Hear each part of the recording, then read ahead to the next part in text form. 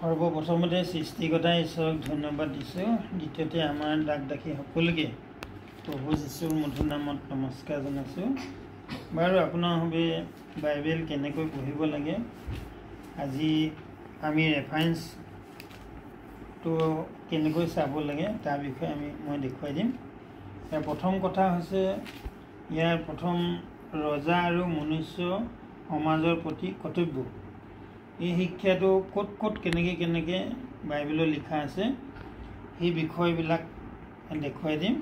প্ৰথমটো হৈছে কি, ৰজা আৰু মনুষ্য সমাজৰ প্ৰতি কৰ্তব্য। প্ৰত্যেক প্ৰাণী ক্ষমতা পোৱাবিলাকৰ বশীভূত হ'ব, কিয়নো যি আছে সেইবোৰ ঈশ্বৰৰ দ্বাৰাই নিৰূপিত। এতেকে যিজনে সেই ক্ষমতাৰ প্ৰতিৰোধ কৰে তেওঁ ঈশ্বৰৰ আদেশৰে প্ৰতিৰোধ কৰে, আৰু যিবিলাকে প্ৰতিৰোধ কৰে তেওঁবিলাকে নিজেই নিজলৈ দণ্ডাজ্ঞা অনাব। কিয়নো শাসনকৰ্তাসকল সুকৰ্মলৈ নহয় কুকৰ্মলৈহে ভয়জনক হয়। তুমি ক্ষমতালৈ নিৰ্ভয়ে থাকিব খোজানে? তেন্তে সুকৰ্ম কৰা, তেহে তাৰ পৰা প্ৰশংসা পাবা। কিয়নো তোমাৰ মংগলৰ নিমিত্তে তেওঁ ঈশ্বৰৰ পৰিচাৰক হৈছে। কিন্তু তুমি যদি কুকৰ্ম কৰা তেন্তে ভয় কৰিবা, কিয়নো তেওঁ তৰোৱাল বিঠা ধৰিছে। এনে নহয়, কাৰণ তেওঁ ঈশ্বৰৰ পৰিচাৰক, দুৰাচাৰী লোকলৈ ক্ৰোধৰ অৰ্থে তেওঁ প্ৰতিফল দিওঁতা। এইকাৰণে অকল ক্ৰোধৰ ভয়ত নহয়, বিবেকৰ নিমিত্তেও বশীভূত হ'ব লাগে। আৰু এইকাৰণেই তোমালোকে ৰাজকৰকো দিয়া, কিয়নো তেওঁবিলাক ঈশ্বৰৰ সেৱক হৈ সেই কৰ্মতে লাগি থাকে। যাৰে যি পাওনা তাকে তেওঁ দিয়া, কৰ দিব লগাক কৰ দিয়া, মাচুল দিব লগাক মাচুল দিয়া, আৰু ভয় কৰিব লগাজনক ভয় কৰা, আদৰ কৰিব লগাজনক আদৰ কৰা। আৰু কি কৈছে, পৰস্পৰে প্ৰেম কৰাৰ বিনে আন কোনো কথাত তোমালোক কাৰো ধৰুৱা নহবা। কিয়নো যিজনে পৰক প্ৰেম কৰে তেওঁ বিধানে সিদ্ধ কৰিলে। কিয়নো ব্যভিচাৰ নকৰিবা, নৰবধ নকৰিবা, চুৰ নকৰিবা, লোভ নকৰিবা আদি কৰি যদি আন কোনো আজ্ঞাও আছে, তেন্তে তোমাৰ চুবুৰীয়াক নিজৰ নিচিনাকৈ প্ৰেম কৰা, এইটি কথাতে তাকো পোৱা যায়। প্ৰেমে চুবুৰীয়াৰ অনিষ্ট সাধন নকৰে, এতেকে প্ৰেমেই বিধানৰ সিদ্ধি। তাত বাজে তোমালোকে এই কাল জানা যে এতিয়াই টোপনিৰ পৰা সাৰ পাবৰ সময় হ'ল। কিয়নো যেতিয়া আমি বিশ্বাস কৰিলোঁ তেতিয়াতকৈ এতিয়া পৰিত্ৰাণ আমাৰ ওচৰ হ'ল। ৰাতিৰ অধিক ভাগ গ'ল, দিন ওচৰ চাপিল। সেইকাৰণে আহা, আন্ধাৰৰ কৰ্ম এৰি থৈ পোহৰৰ সাজ পিন্ধোহক। এতিয়া এই বাক্যটো আমি আকৌ বুজিবৰ কাৰণে আমি ক'লৈ যাব লাগিব? এতিয়া মঠি 22 অধ্যায় 17 পৰা 22 পদ আমি চাম। ইয়াত কি বুলি কৈছে,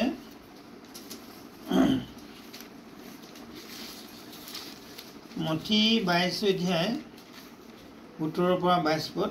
ইয়াত কি কৈছে, এতেকে কৈশৰক খাজনা দিব পায় নে নাপায়? যেতিয়া প্ৰভু শিষ্যসকলে মানুহবিলাকে তেওঁক দুখ ধৰিবৰ কাৰণে তেওঁৰ ওচৰলৈ আহি তেওঁলোকক সুধিছিলে যে কৈশৰক কৰ দিয়াৰ বিষয়ে প্ৰশ্ন। তেতিয়া কৈছে কি, এতেকে কৈশৰক খাজনা দিব পায় নে নাপায়? আপোনাৰ মনে কি ধৰে আমাক কওক। তাতে যীশুৱে তেওঁলোকৰ দুৰ্মতি জানি ক'লে, হে কপটীয়াবিলাক, কিয় মোক পৰীক্ষা কৰিছা? সেই খাজনাৰ ধন মোক দেখুওৱা। তেতিয়া তেওঁলোকে তেওঁৰ আগলৈ আধলি এটা আনিলে। তাতে তেওঁ তেওঁলোকক সুধিলে, এই প্ৰতিমূৰ্তি কাৰ নাম আছে, কাৰ নাম? তেওঁলোকে তেওঁক ক'লে কৈশৰক। তেতিয়া তেওঁ তেওঁলোকক ক'লে, তেন্তে কৈশৰৰ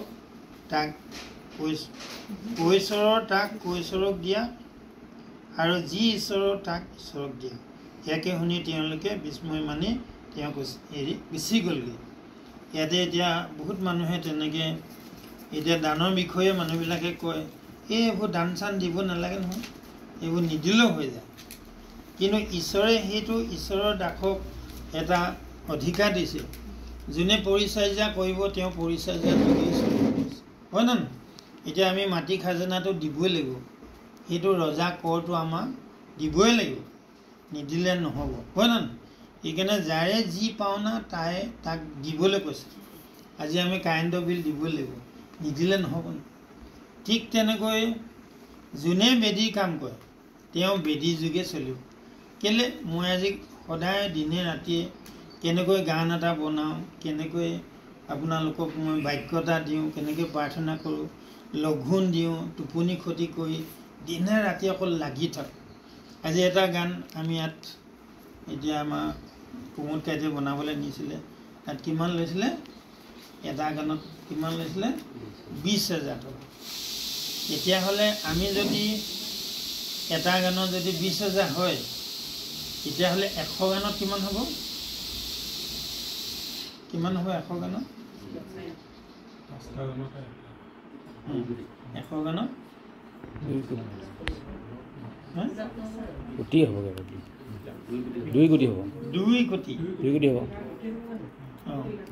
তেতিয়াহ'লে 2 কোটি পইচা মই ক'ত পাম এতিয়া যে গীত গানবিলাক বনোৱা হৈছে হয় নহয় এই কিমান এতিয়া বিৰোধ কৰে যে পইচা লয় কি কৰে এতিয়া আমি কিমান কষ্ট কৰি ধৰি লওক ইমান ডাঙৰ ঘৰ দুৱাৰ বনোৱাৰ পৰা আদি কৰি বাদ্যযন্ত্ৰ কিমান মিউজিকৰ পৰা আদি আমি ঘৰৰ আটাইবিলাকে দিনে ৰাতি আমি খাটি আছোঁ কাৰণ আলহী এযোৰা আহিলেতো আমি কথা পাতিবই লাগিব চাহ অকণমান দিবই লাগিব বা থাকিবলৈ হ'লে তো খোৱা বোৱা দিবই লাগিব হয় নে নহয় মইতো অইনভাগে চাকৰি কৰিবলৈ নোৱাৰোঁ এতিয়া কাৰণ মই এতিয়া ব্যৱসায় কৰি আছিলোঁ কিন্তু প্ৰভুৱে ব্যৱসায়টো বন্ধ কৰাই দিলে এতিয়া সেই কথাটোকে আজি আমি আলোচনা কৰিছোঁ যে ইয়াত যেনেকৈ প্ৰভু যীশুৱে ক'লে এই পইচাটো চাই কিনে ন যে এই পইচাটো কাৰ প্ৰতিমূৰ্তি আছে ক'লে কৈশ্বৰ যি কৈশ্বৰ তেওঁ কৈশ্বৰক দিয়ক আৰু যি ঈশ্বৰক দিয়ক হয় নহয় তো মই কাৰোবাৰ পৰা জোৰ জবস্তি মোক দিব লাগিব বুলি কোৱা নাই কিন্তু মানুহবিলাকে প্ৰশ্ন ধৰি থাকে হয় নহয় যে টকা পইচা দিব নালাগে তো সেইবিলাক শিক্ষা ইয়াত বাইবেলতে আছে হয় নহয় এতিয়া আমি বিষয়টো আকৌ চামগৈ ক'ত 3 অধ্যায় 8 পৰা 11 পদ তাত কি কৈছে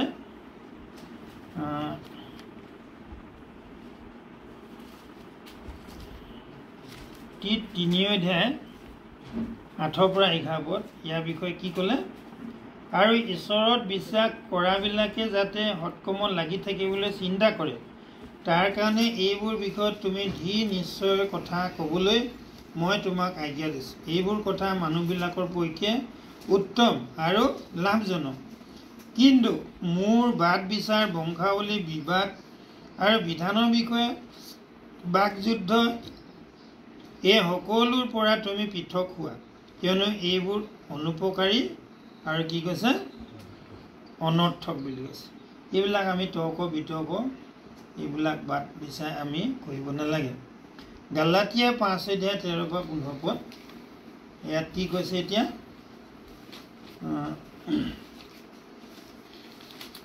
গালাতিয়া 5 অধ্যায় 13 পৰা 15 পদ ইয়াত আকৌ এই বিষয়টো কেনেকৈ লিখা আছে কিয়নো সেই ভাইবিলাক তোমালোক স্বাধীনতাৰ নিমিত্তেহে আমন্ত্ৰিত হ'লা কেৱল সেই স্বাধীনতাই তোমালোকৰ মাংসৰ অভিলাষ পূৰ কৰিবৰ উপায় নহওক কিন্তু প্ৰেমেৰে এজনে আনজনৰ দাস্যকৰ্ম কৰা কিয়নো তোমাৰ চুবুৰীয়াক নিজৰ নিচিনাকৈ প্ৰেম কৰা এই এক বচনতে সমুদায় বিধান সিদ্ধ হৈছে কিন্তু তোমালোকে যদি পৰস্পৰে কামোৰা কামুৰি গিলা গিলি কৰা তেন্তে ইজনে সিজনৰ দ্বাৰাই যেন বিনষ্ট নোহোৱা তালৈ সাৱধান হ'ব কৈছে তাৰপিছতে আমাক আমি ক'ত চাব লাগিব এইটো জাকুব 2 অধ্যায় 8 পৰা জাকুব 2 অধ্যায় 8 পৰা 12 পদ ইয়াত কি কৈছে কিন্তু তোমাৰ চুবুৰীয়াক নিজৰ নিচিনাকৈ প্ৰেম কৰা এই একেটা কথাই ইয়াতো দেখুৱাইছে শাস্ত্ৰৰ এই ৰাজকীয় ব্যৱস্থা যদি তোমালোকে সিদ্ধ কৰা তেন্তে ভাল কৰিছা কিন্তু যদি পক্ষপাত কৰা তেন্তে পাপ কৰিছা আৰু আজ্ঞা লংঘনকাৰী বুলি বিধানৰ দ্বাৰাই দোষী কৰা হৈছা 12 পদ কিয়নো যিকোনোৱে সকলো আজ্ঞা পালন কৰে, কিন্তু এটাত তেওঁৰ কুটি হয়, তেওঁ সকলোতে দোষী হয়। কিয়নো তুমি ব্যভিচাৰ নকৰিবা, ইয়াক যিজনে ক'লে তুমি নৰবধ নকৰিবা, তাকো সেইজনাই ক'লে। এই হেতুকে তুমি ব্যভিচাৰ নকৰি যদি নৰবধ কৰা, তেন্তে বিধান লংঘনকাৰী হ'লা। যিবিলাকৰ সুদ বিচাৰ স্বাধীনতাস্বৰূপ বিধানৰ দ্বাৰাই হ'ব, তোমালোকে নিজকেই তেনেকুৱা লোক জানি কথাও কোৱা, কৰ্মকো কৰা। কিয়নো যিজনে দয়া কৰিলে সুদ বিচাৰো তেওঁলৈ নিৰ্দয় হয়, দয়াই বিচাৰত জয়ী হৈ শ্লাঘা কৰে। তাৰপিছতে আমাক কোনটো চাবলৈ কৈছে? ইয়াৰ পিছত লেভিয়া পুস্তক 19 অধ্যায় 18 পদ। এই লেভিয়া পুস্তকত বিধানৰ যি বাক্য লিখা আছে 19 অধ্যায় 18 পদ, ইয়াত কি কৈছে? তোমালোকে মোৰ বিধিবোৰ পালন কৰিবা,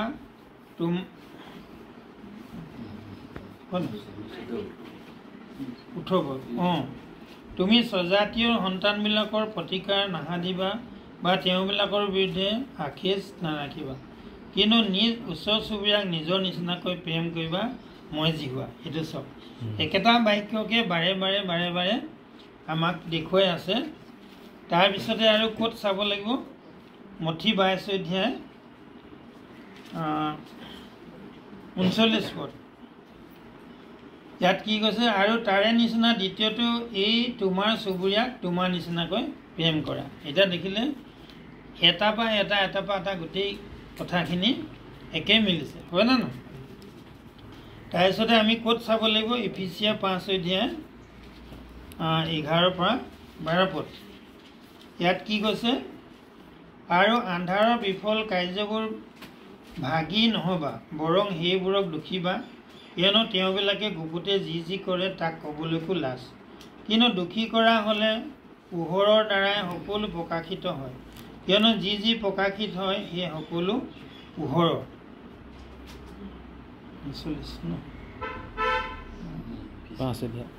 ইফিচিয়া 5 অধ্যায় 11 12 পদ। তাৰপিছত আছিলে কি?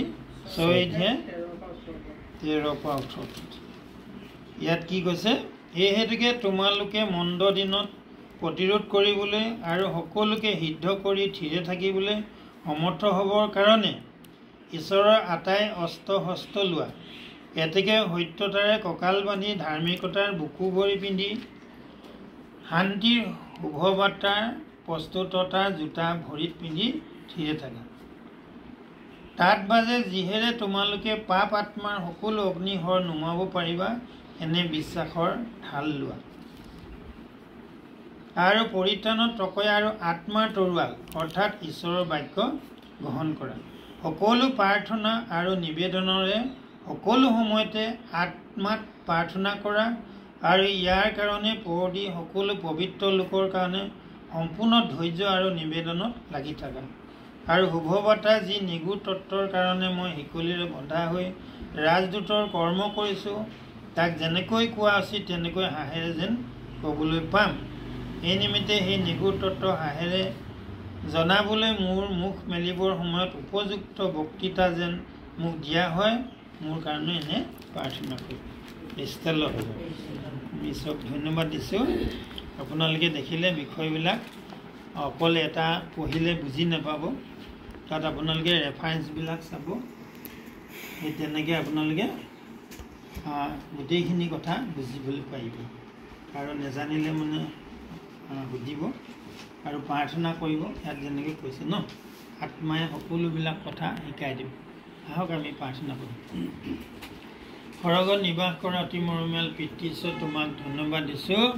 তোমাৰ এই জীৱন্ত বাক্য আমাৰ যিমান দাগ দাখি আছে মণ্ডলীবিলাকে এই বাক্যৰ যোগেদি যেন তেওঁলোকে জ্ঞান বুদ্ধি শক্তি পাব, আৰু তেওঁলোকৰ গাত যিমান অসুচী আত্মা, চৈতানো আত্মা আছে, পাপ আত্মা আছে, আৰু ৰোগৰ পৰা দুখৰ পৰা, আৰু যিবিলাকে অভাৱ অনাটনত আছে, আৰু যিসকলে আজি নিচা দ্ৰব্য সেৱন কৰি ঘৰখনত অশান্তি কৰি আছে, সেই মদ খোৱা, জুৱা খেলা আৰু ব্যভিচাৰ কৰা, আৰু যিবিলাকৰ ঘৰত সদায় অশান্তি হৈ আছে, এই প্ৰাৰ্থনা শুনি যাতে তেওঁলোকৰ ওপৰত আশীৰ্বাদ কৰিবা, আৰু তুমি নহা দিনলৈকে আমাক এনেকৈ যাতে ব্যৱহাৰ কৰি থাকিবা এই প্ৰাৰ্থনা ত্ৰাণকৰ্তা উদ্ধাৰকৰ্তা জীৱী যীশু খ্ৰীষ্টৰ নামত খুজিছোঁ আমেন।